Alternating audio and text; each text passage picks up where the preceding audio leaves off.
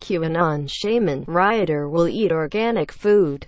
While most prisons and jails have reputation for serving food that is unhealthy, as trays with bologna sandwiches and canned fruit are being served to millions of people in America's prisons and jails. U.S. Capitol rioter and so-called QAnon shaman Jacob Chansley is only eating organic food while he awaits trial. Last week, a federal judge ordered that Chansley should be given organic food after several requests and an apparent hunger strike, claiming non-organic food was against his religion and sickened him. Chansley's demand and the subsequent judge's decision exuded privilege in a system that has a reputation of serving inmates bland and sometimes unsafe meals, advocates say. The fact that this man is given this kind of preference shows the double standard in the criminal justice system, and in the detention system, said Reverend Al Sharpton, an iconic civil rights activist and founder of the National Action Network. Chansley, the man seen in photos dressed in horns, fur headdress and face paint inside the U.S. Capitol during the January 6 riot, was first detained at the Federal Correctional Institution Phoenix in Arizona, where he had been fed organic food.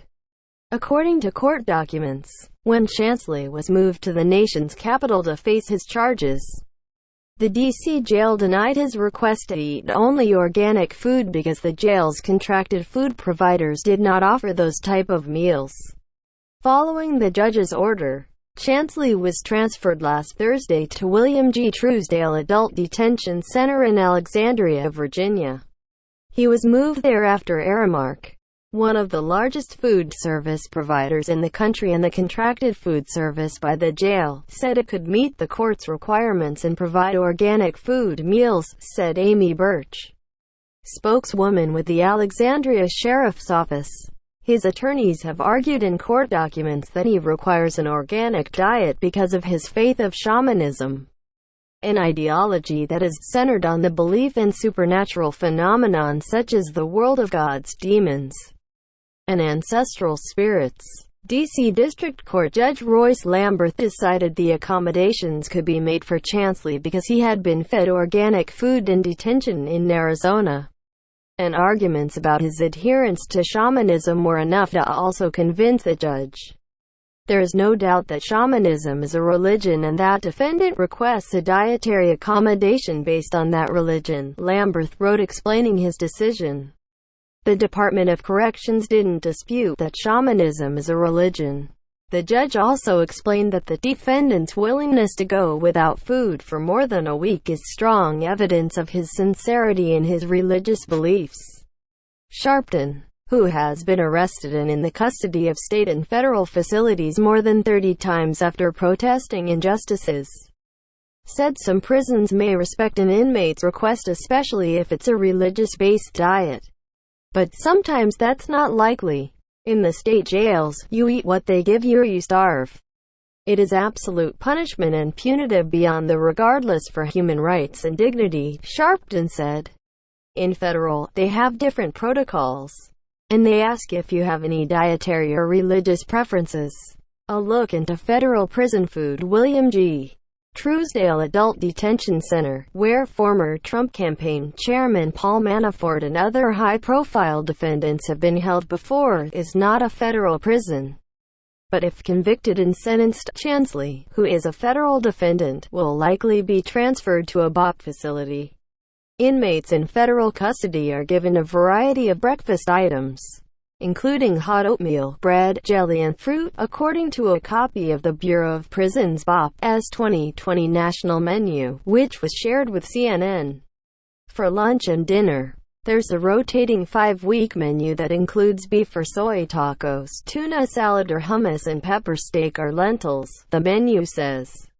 For the 2019 fiscal year's budget, the BOP estimated it will serve about 175 million meals to over 184,000 federal inmates. The BOP also estimated that over $401,000 would be dedicated for food services for the 122 institutions and other facilities. That's about 4% of the agency's budget for salaries and expenses appropriations. Justin Long, a spokesman with the BOP, said fresh fruit and vegetables are served daily. and inmates have the option to select from a regular, heart-healthy, or no-flesh entree for every meal, including vegan-friendly options. The quality of the food served to our inmate population is a priority of the Bureau of Prisons, Long said. He couldn't confirm whether the food served in BOP facilities is organic. The BOP has a protocol in place to ensure its food supply is safe and does not always document or communicate vendor quality issues. According to a report by the Justice Department's Inspector General, in recent years vendors have been accused of providing adulterated food to BOP. Last year, 2 meat packing plant executives were sentenced to 46 and 42 months in prison after being accused of providing $1 million of adulterated meat, including whole cow hearts labeled as ground beef, to 32 BOP institutions, the report said. Last month, the owners of a food company that supplied South Carolina prisons agreed to pay $250,000 after authorities claimed the company diluted spices that were substantially comprised of filler agent from 2011 to 2018. The Justice Department said in a news release. Contractors that are selected and paid by the government to supply food to inmates are expected to comply with contractual and other standards, said Kenneth R. Diefenbach, Special Agent in charge of the Department of Justice Office of the Inspector General Fraud Detection Office. When they provide adulterated products, as the defendants allegedly did here, the government is cheated and the health and safety of inmates are placed at risk. Black and brown people are served terrible food daily, advocates say. Leslie Sobel, a research fellow at Impact Justice, nonprofit that advocates for criminal justice reform, said that feeding organic food to detainees at U.S. correctional facilities is completely unheard of. Millions of other incarcerated people, most often from black and brown people from low-income communities, are being served terrible food day after day, year after year, said Sobel, the lead author of Eating Behind Bars, Ending the Hidden Punishment of Food in Prison, a report exploring the quality and impact of food in America's prisons. Chansley is a glaring example of white privilege and racial injustice, she said, referring to his ability to get such food and also move facilities to do so. The report, based on responses from nearly 500 formerly incarcerated people and family members, found that in many instances the food served is not safe, is not appealing, and has a low nutritional value. Someone told us that the only time that they would get chocolate milk was when the milk was spoiled, Sobel, who has done extensive research on food served in prison, said. About 75% of the respondents reported being served rotten or spoiled food while they were incarcerated, the report says. And numerous people who were assigned to work in their prisons' kitchens said they were asked to serve chicken or beef from packages marked as not for human consumption. While most facilities require that meals include vegetables and fruits, Sobel says, what is being served ranges from a spoonful of applesauce, chunks of canned fruits, and canned green beans.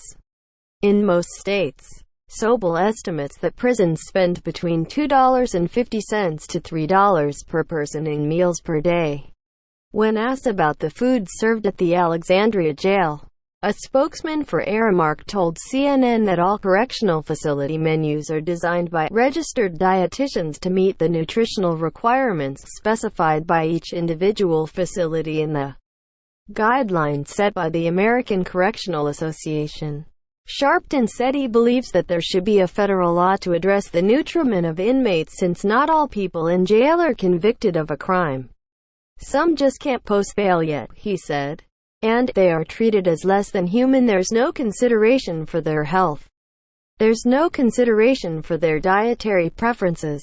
It should be a law in the United States that we do not incarcerate people and force them to eat food to survive on sustenance that is provided by the state that is contrary to whatever their health needs, religious needs, or dietary preferences are, he said. Sobel has seen how the decision to grant Chansley's request for organic food has drawn criticism, and hopes it leads to more people questioning why having poor quality prison food has become a norm. Why is it acceptable to use food as punishment for people who are incarcerated? Sobel said.